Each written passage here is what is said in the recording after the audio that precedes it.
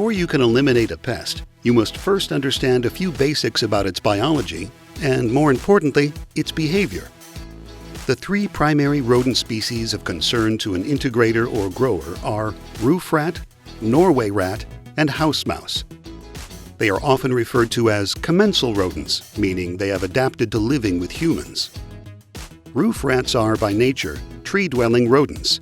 They prefer to live as high in a building as possible, but will adapt if the preferred harborages are too crowded, even to the point of burrowing into earth or manure. They prefer warmer climates, but can migrate via shipping to warm confines in colder climates.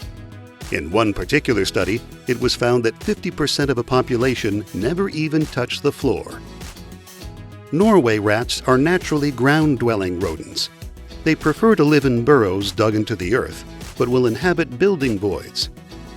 If the preferred harborages are too crowded, rats will spread all the way to the attic.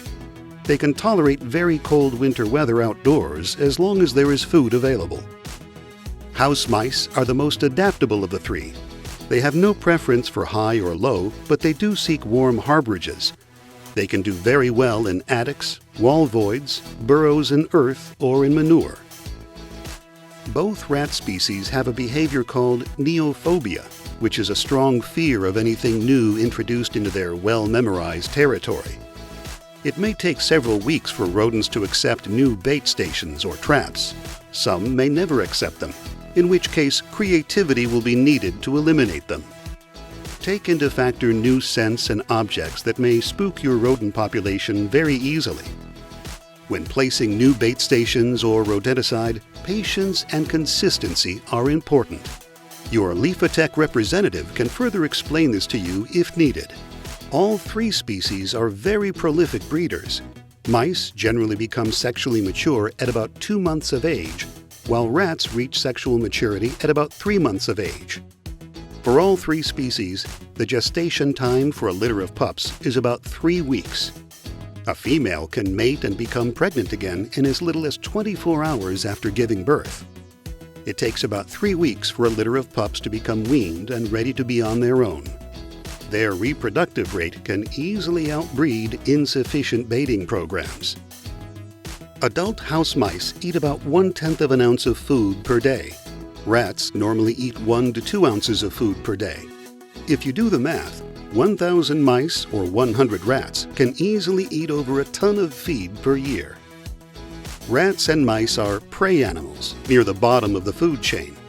Therefore, they avoid being out in the open any longer than necessary. They are unlikely to run past food sources to get to a rodent bait station.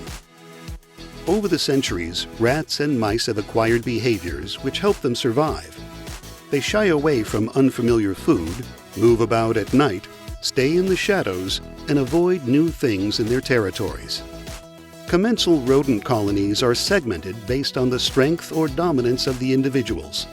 The strongest and most dominant rodents get the best place to live, the strongest mates, and first access to the best food. This helps assure survival of the fittest. Weaker, subordinate rodents expand into less desirable areas. If the dominant rodents are killed, the subordinate rodents often relocate to the better harborage and status. A single colony of rats can extend several hundred feet in all directions. A colony of mice can occupy a sphere of nearly 100 feet in diameter. Therefore, there may be multiple mouse colonies in one barn and multiple rat colonies on one farm. Rats and mice have evolved into formidable foes of human beings. It will take a thorough and consistent effort to control them. For more information, contact your LePoidevin sales representative or visit lepoidevin.com.